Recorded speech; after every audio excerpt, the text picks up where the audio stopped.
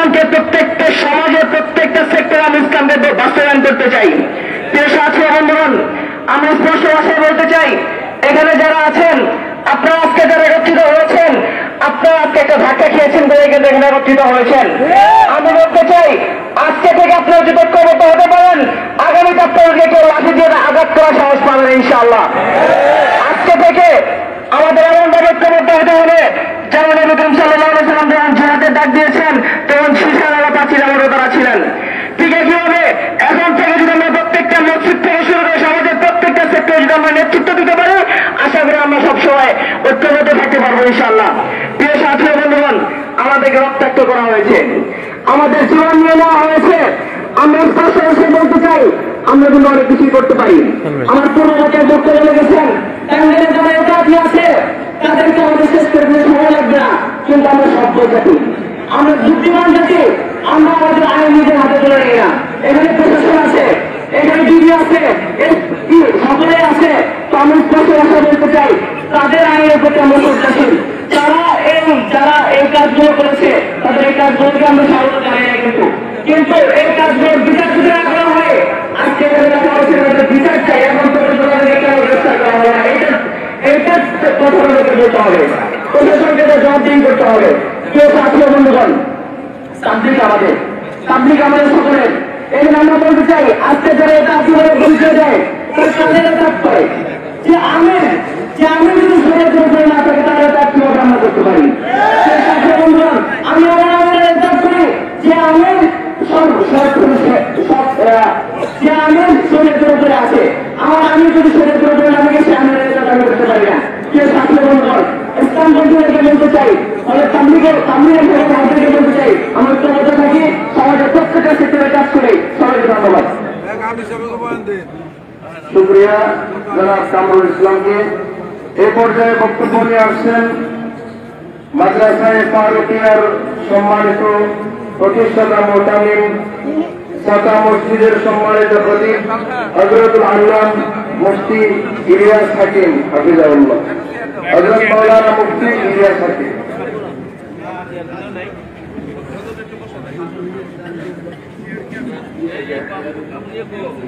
আসসালামু আলাইকুম। নাহমাদুহু ওয়া নুসাল্লি আলা রাসূলিল কারীম, আম্মা বা'দ। দুইটা কথা বলবো। একটা কথা হলো, বর্তমান তাবলীগের মধ্যে যে বিভাজন আসছে যার দ্বারা এবং যারা এটার অনুসরণ করতেছে তাদের কাছে আপনারা জিজ্ঞেস করেন যে এই কথার উপরে কোনো সন্দেহ আছে কিনা যে কারো প্ররোচনায় আপনারা দাওয়াতে তাবলীগের মূল ধারা থেকে আলাদা হয়ে গেছে। এটা হলো একটা কথা। তাদের কানে যদি আমার কথাটা যায়, 1000 আলেমের যদি বৃষ্টি হয় এখন বর্তমান দুনিয়াতে 1000 বর্তমান যারা জীবিত আছে, এর মধ্যে 700 নাম আসবে কিনা আলেম হিসেবে যোগ্যতা সার্বিক দিক থেকে 1000 আলেমের লিস্টি করা হলে তার মধ্যে 700 নাম আসবে কিনা? তাহলে এইরকম একজন আলেমের পিছিয়ে আপনারা অনুসরণ করে এটা আপনি কেন হবেন? দেওবন্দ তথা ইন্ডিয়ার মধ্যে যারা আছে, যে আলেমগুলো আছে, তাদেরও যে 500 জনের লিস্টি করা হয়, 700 জন নাম ওই 500 জনের মধ্যে আসবে না। তারা বিভক্ত কোন আলেম বা কোন মুহাক্কিক বড় আলেম, বড় মানুষের সন্তান, এটা ঠিক আছে। তার অনুসরণ করে আপনারা সাজিয়ে নিয়ে গেলেন, তার তো মাসালাতের মধ্যে প্রচন্ড ভুল। যদি সে ইমারতের দাবি না করতো যে আমি, তাহলে তো তার অনেক ভুলগুলো অনেক আগে থেকেই শুরু হয়েছে, এগুলো আমাদের সামনে প্রস্ফুটিত হইতো না, আমরা জানতে পারতাম না, আর এটা ওয়াজাহত হতো না। তার গুমরাহি শুরু অনেক আগে থেকেই হয়েছে। সেটা এরকম একটা কাজ করবে, তার পিছনে গোয়েন্দারা কাজ করতেছে, এবং দুইটা গোয়েন্দা সংস্থা, র এবং মুসাদ, ইসরায়েলের আর ভারতের র। এই ব্যাপারে আমাদের কোনো সন্দেহ নেই এবং আমাদের কোনো সাথীদের মধ্যে কোনো সংশয় নাই যে মূলধারার তাবলীগওয়ালা যারা আছে তারা প্রত্যেকেই জানেন যে তিনি পথভ্রষ্ট হয়েছে, প্ররোচিত হয়েছে কোনো একটা শক্তির মাধ্যমে। আমাদেরও কারো উনি যে বিদেশি কোন শক্তির দ্বারা প্ররোচিত হয়েছে এই ব্যাপারে সন্দেহ আছে? এটা হলো একটা কথা, এটা মনে রাখবেন এবং এই অনুযায়ী কাজ করার চেষ্টা করবেন যে তিনি অন্য কোন শক্তির রাহু গ্রাসের মধ্যে আছে এবং সে কন্ট্রোলেড, সে নিয়ন্ত্রিত, তাকে নিয়ন্ত্রণ করা হইতেছে। নইলে সে কি বোঝে না যে তার জন্য পুরো দুনিয়ার মানুষ মসজিদে মারামারি করতেছে, মাদ্রাসা ভেঙে দিতেছে,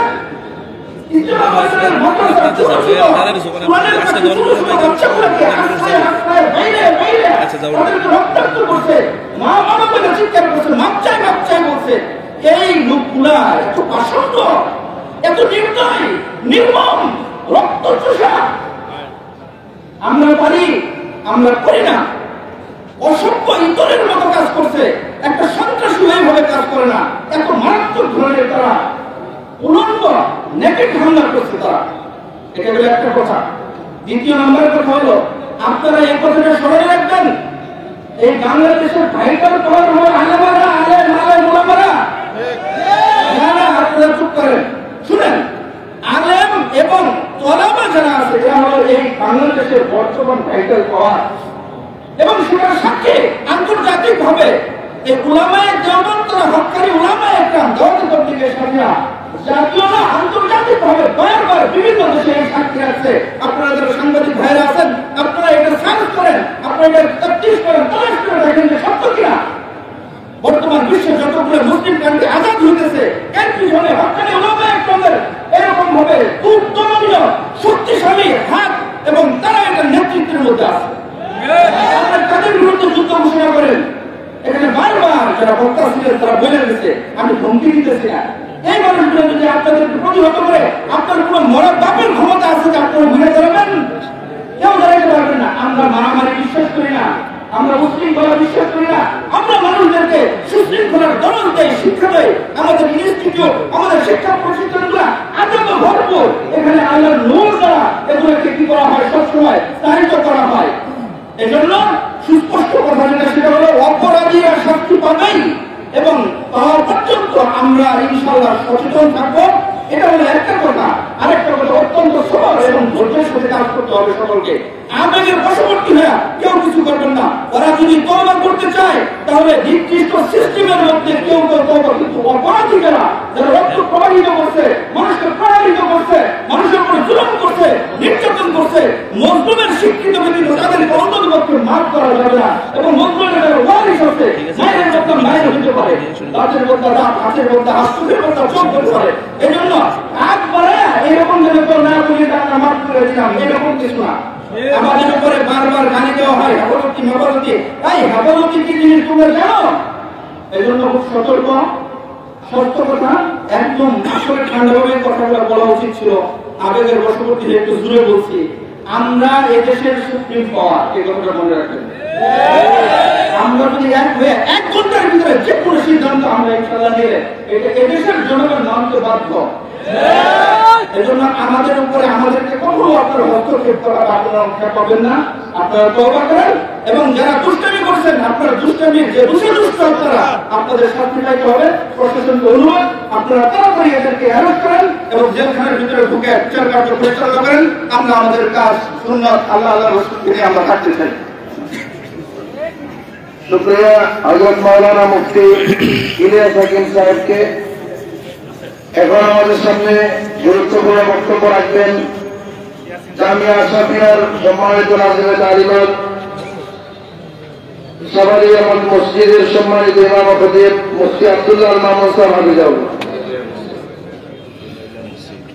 نحمده ونصلي على رسوله الكريم أما بعد فأعوذ بالله من الشيطان الرجيم بسم الله الرحمن الرحيم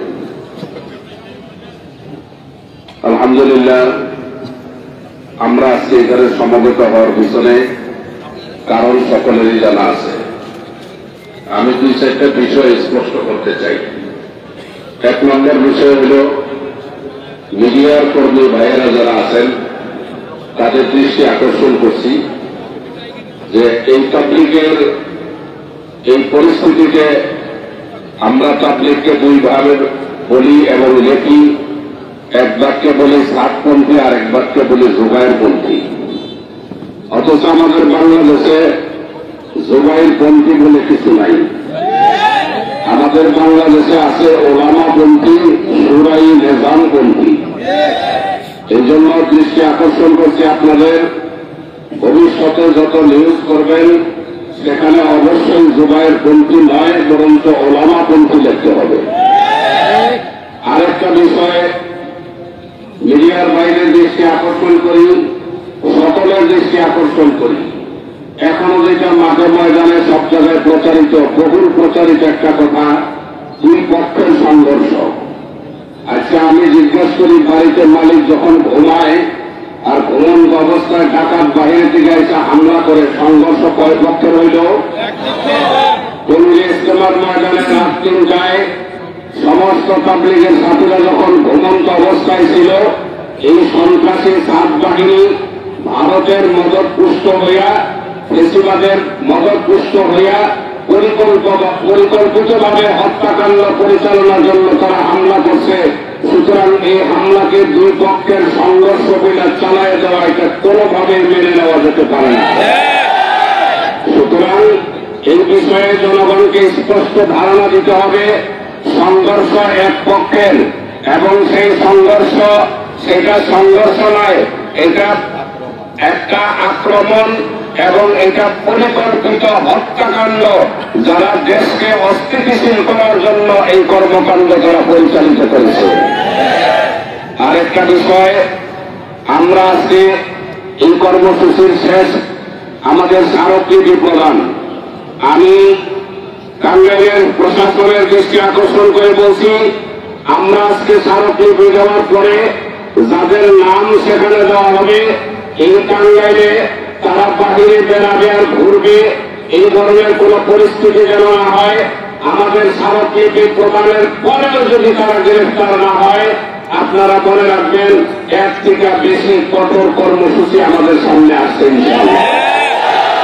এই জন্য আমি বলি, আমাদের কেন্দ্র থেকে মামলা করা হয়েছে, আসামিদেরকে ধরার জন্য 2-3 দিন সময় লাগে না, তারা বাংলাদেশে অবস্থান করছে। এগুলা কিসের আলামত? প্রশাসন তাদের গ্রেফতার করতে এত গড়িমসি কেন?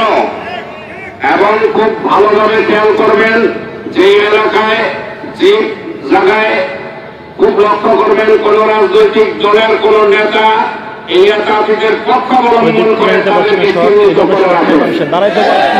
ইনশাআল্লাহ শান্তিপূর্ণ মাধ্যমে আমরা প্রশাসনকে সজাগ করতে চাই, সকলের দৃষ্টি আকর্ষণ করতে চাই। এই শান্তিপূর্ণ সমাবেশের পরে যে কর্মসূচি আমাদের সামনে অপেক্ষা করবে সেটা আমরা দেখতে চাই না, বরঞ্চ প্রশাসনের বোধোদয় হোক, সকলের বোধোদয় হোক এবং নিয়ম আইন শৃঙ্খলা অনুযায়ী কাজ পরিচালিত হোক, এই আশা ব্যক্ত করে সংক্ষিপ্ত বক্তব্য এখানে শেষ করছি। আসসালামু আলাইকুম ওয়া রাহমাতুল্লাহ।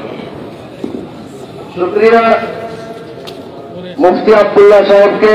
এ পর্যায়ে বক্তব্য রাখবেন সখীপুরের সম্মানিত প্রতিনিধি, সখীপুর জামিয়া দারুল হিজরার সম্মানিত শেখুল হাদিস মুতামিম হযরতুল আল্লাম মুফতি শামসুল আলম সাহেব হাফিজাহুল্লাহ। হযরতুল আল্লাম মুফতি শামসুল আলম সাহেব হাফিজাহুল্লাহ। আসসালামু আলাইকুম ওয়া রাহমাতুল্লাহ। أعوذ بالله من الشيطان الرجيم. بسم الله الرحمن الرحيم. تعاونوا على البر والتقوى ولا تعاونوا على الإثم والعدوان. আলহামদুলিল্লাহ, আমরা উলামা হযরত দাওয়াত লীগের সাথীরা গুরুত্বপূর্ণ একটা বিষয় নিয়ে এখানে হাজির হতে সকলেই অবগত। গত কয়েকদিন আগে টঙ্গীর ময়দানে এই নির্মম অতর্কিতভাবে গভীর রাতে আক্রমণ করা হয়েছে, আমরা তার তীব্র নিন্দা জানাই এবং তার বিচার দাবি করছি।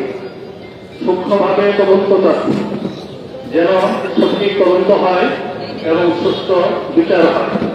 আরেকটা বিষয় হল, যারা আক্রমণগুলো করল তারা নিজেদেরকে তাবলীগওয়ালা হিসেবে পরিচয় দিয়ে বেড়াচ্ছে।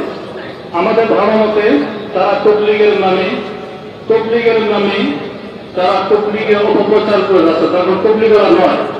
তবলীগের মধ্যে কোনো ভাগ হয়নি, তবলীগ কিছু লোক সরে গেছে তবলীগ নষ্ট করার জন্য। এরা হলো ইসলামকে নষ্ট করার পেছনে, ধর্মকে নষ্ট করার পেছনে তবলিগ একটা পূর্ত পবিত্র